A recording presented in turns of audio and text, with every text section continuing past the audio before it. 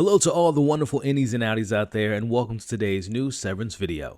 We are back with our weekly theory video where I discuss some of the biggest talking points after the most recent episode of Severance. One of my favorite parts of covering this show is legit hearing you all's amazing theories, and look, after episode 4, they were stacked with so many of them for us to discuss. We're talking about Dieter. Was he real or was he being used as a metaphor? Irving's sacrifice for Helly and if he'll ever return. And we've been thinking it's clones involved in the story, but what about robots and the whole team building situation? Was it real or was it in a simulation? So much to talk about in this video, so get your marshmallows ready, get your theremins ready, and let's discuss some crazy theories from episode 4 of season 2 of Severance. Now, I've normally started these videos with something to say about Mr. Milchick, but I don't have nothing nice to say about him after what he did to Irv, but I would be lying if I didn't say the white fit that him and Ms. Wong was wearing was pretty damn fly. But I do want to get into this 4th appendix unreleased mixtape by Kier and if his brother Dieter was actually real or fake. First off, I want to shout out the man behind the camera who's directed almost half the episodes at this point and is also a producer of the show. I'm talking about the one and only Ben Stiller, who you all can see within seconds acknowledge my tweet, which, by the way, follow your boy if you want to see my random thoughts and theories throughout the week on social media. But as my post highlights, this shot from episode 2 where Milchick was headed to Dylan's and Irv's house to fire them, you'll notice a sign mentioning Dieter's brother, live no minimum. Now this was a nice Easter egg foreshadowing what's going to happen with the character being introduced in episode 4. And it makes me wonder if Milchick saw this sign and it helped him to come up with the name and the story that he's going to tell the team. Which, speaking of, as the story goes, Lumon founder Kier Egan's childhood involves him and his twin brother Dieter as they venture into the very same woods in which our innies find themselves in episode 4. Which starts as a story of close brothers, ends in a tragedy where Dieter refuses to return home and work, which leads to him turning into a tree.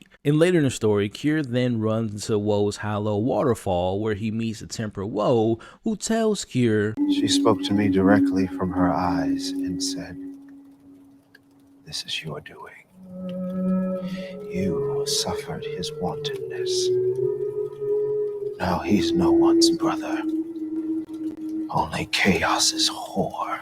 Now initially, like the innies, I was drinking the Kool-Aid of this untold story of Dieter, but like some of you all have pointed out, I believe Dieter was being used as a metaphor to describe how Kier had to change in order to free himself from himself and become the mythical figure Kier Egan. The more you think about Kier's story, the more I think about him being Dieter, who was having the thoughts of to never returning home and indulging in his inner thoughts of horse chaos, but he ultimately rejected those ideas and went to the forest to get rid of that part of himself. Now in doing so, Kier learned the first lesson of the Severance program, and that being the birth and conception of what it means to have an innie and an outie. And the lesson or message Milchick was trying to teach the innies was that their outies are on a path of darkness, and if they continue to be so invested in what they're doing and how they could be a part of that, then they'll end up dead like Dieter. Remove yourself from your outie and live a peaceful and safe existence within Lumon. And you know what? I'll add this little piece to this whole Dieter story and just playing into the idea that this was just a made-up story altogether. Very similar to Milchick making up the newspaper and all the other various lies he's had so far this season. Let's say Milchick hired a writer to make up this Dieter Kier story, and let's say the writer happens to be Rickon. And the reason I bring up Rickon is because of what Milchick says here. "Perhaps in the morning we'll have time for the next chapter. Kier and the thieving nanny." Do you all know anyone that might know a babysitter potentially kidnapping their kid? I don't know, guys. Rickon might have his hands in making that Dieter story. Let me know your thoughts on that in the comments below. Look, there's just so much to dive into with that story and how Lumon views things like work and sex, even looking at Helena's role in that story and her thoughts on the propaganda, but also her maybe representing the bride and temptation. But I want to hear you all's thoughts on Dieter and his existence and your take on the meaning behind this story. Now, sticking with the idea of Dieter and this whole team building experience and discussing discussing this national park being a reality or a simulation. Now, many of you, and I mean many of you, agree with me on my latest breakdown that this park is not entirely real, but it might be some part of a simulation within Lumon's building. Whether that be the mysterious television that came out of nowhere, or how the weather didn't really seem that cold considering that Irving was managing to be able to sleep outside without freezing to death. But the question is, if there is no Dieter-Egan National Forest, then where are they? Now, taking a look at the first piece of evidence here, which by the way, RIP, but let's take a look at Petey's map. If you'll notice on the bottom right corner, there's an illustration that says team building, but I also want to point out the fact that there is a stick figure with what seems to be arrows coming from their heads or signals coming from their eyes. Could this be suggesting that maybe the innies are under some illusion, or what about them being under one of the functions that made the appearance at the end of this episode with the glass globe block being removed? Could they be under one of the functions? Could they be using the lullaby function? Was it being projected to them this whole time? Like there's some type of mixture of VR experience mixed in with some tangible things, or similar to what's being used in one of my all-time favorite films, and that was what we saw in The Truman Show. All these things are definitely a possibility, but I think at the end of the day, Petey's map definitely confirms his knowledge of this so-called team building location being within the building of Lumon. Now, I want to go back to us seeing the function being used at the end of the episode with Helena having to have the Glasgow block removed. I couldn't shake the idea that if they were really in the real world, outdoors in the real world, why would a block need to be in place if this is an actual outside world? Wouldn't Helena just be able to function normally as a human being without having a block activated? Well, no, because they're still on Lumon's property. They're on another level on the 7th floor and is under the team building department. This is just one of many ideas that I was thinking of over the weekend of how this team building experience was a controlled simulation by Lumon. I want to know you all's thoughts on if this was actually an outdoor location or if this was all orchestrated by Lumon to make them think it was real. Now, switching gears and getting into how Lumon created the MDR Jordan Peele tethered us shadow twins. Now, we have discussed the clones being used a few times in previous videos, but as I've pointed out, the cloning theory has been already dismissed by the show's cast and creators many times, but as many of you have pointed out in the comments, if you rearrange the letters of ORTBO, it's actually an acronym for robot. And speaking of robot, take a look at this clip from an IGN interview with the cast and creator of the show. Right. They could have named one of the sheep Tarth, I guess. They were all named Tarth. All the robot sheep were named Tarth. All the robot sheep were named Tarth. All the robot sheep were named Tarth. All the robot sheep were named Tarth.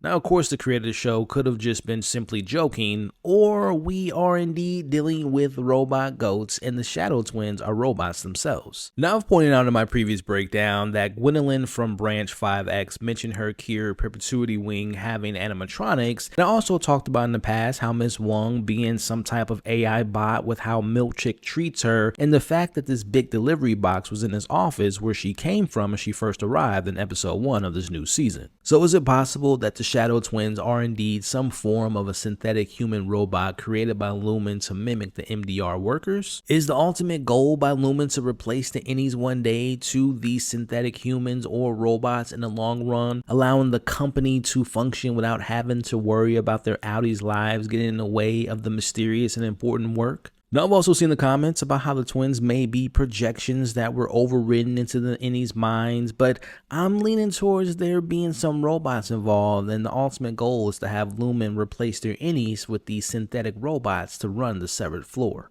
Now let's talk about the MVP of the episode. It's the friend that we all need in our lives, and that is Innie Irving B and his firing and what it can mean for the future of the show. Now we know that episode 4 ended with Irving's Innie getting permanently terminated by Lumon, and before wiping away his entire existence, we witnessed Milkchick telling him, "It will be as if you, Irving B, never even existed nor drew a single breath upon this earth." Now, on face value, this confirms that Irving's Innie will most likely never appear again in the show, at least in the MDR department. Sad, I know. However, we know that Irv's outie has proven to be one of the most mysterious characters of the show and clearly seems to know a lot about Lumon and his inner workings. So it's safe to assume that he will continue to have a strong presence within the show, and his quest towards finding the truth will be very important. which to me is just so exciting to learn more about Irving and his Audi's life, and also learn about his past experiences with Lumon. For example, I've mentioned it before, but looking at this promotion of the show, looking at this Lumon's official LinkedIn account, as you all can see, it reveals that Irving has been working at Lumon for 9 years. Now, we know that Irv has explicitly said in the past that he's been a severed MDR employee for 3 years. Now, to me, that suggests that Irv was possibly working in a different department as a or more likely a severed employee before his memory was wiped and he was sent to work in the MDR department.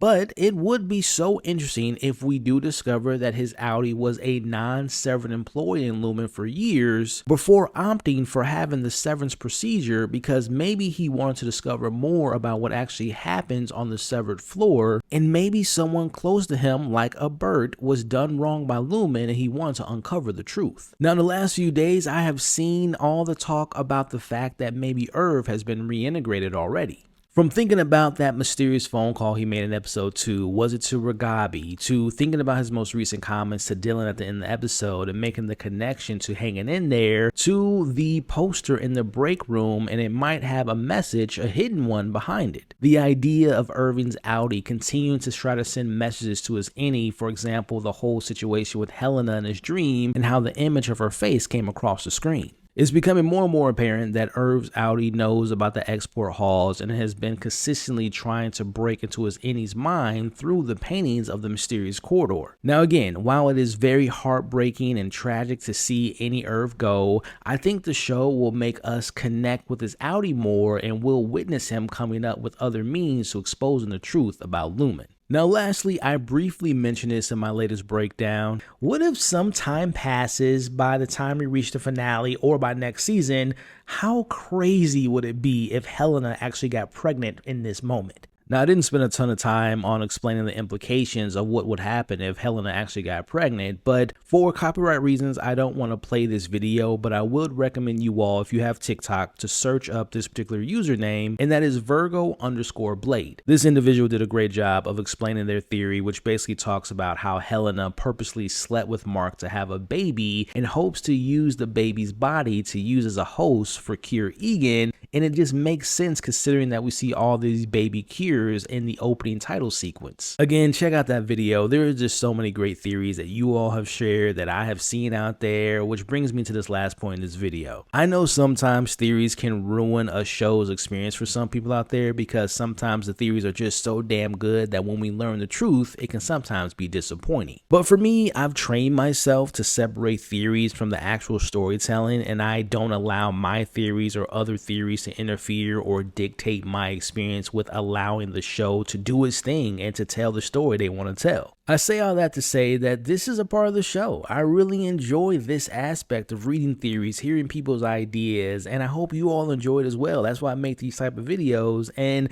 it's all a part of the fun for me. So look, we can go on for days, and I mean days, breaking down all the Easter eggs and references and deeper meanings, but I think this is a pretty good place to end this week's theory video. So with that, share your thoughts about everything we discussed in this video, and please, please, please keep sharing your incredibly creative and detailed and incredible theories in the comments for more videos just like this. So if you haven't already, go check out my latest breakdown of episode 4 of Severance, where we discuss more about Irv's dream. We talked about Helena's mistakes and so much more. So I will see you all later in the week to discuss episode 5, which I can't wait to check out and talk about. But if this is your first time here, welcome to the channel. Consider sticking around by watching other videos, and if you like those videos, consider subscribing to the channel, and if you all want to show more support to the channel, consider joining the channel memberships. Remember, you all are awesome, stay safe, and I'll see you on the next video, and remember, Marshmallows are for team players, Dylan. They don't just hand them out.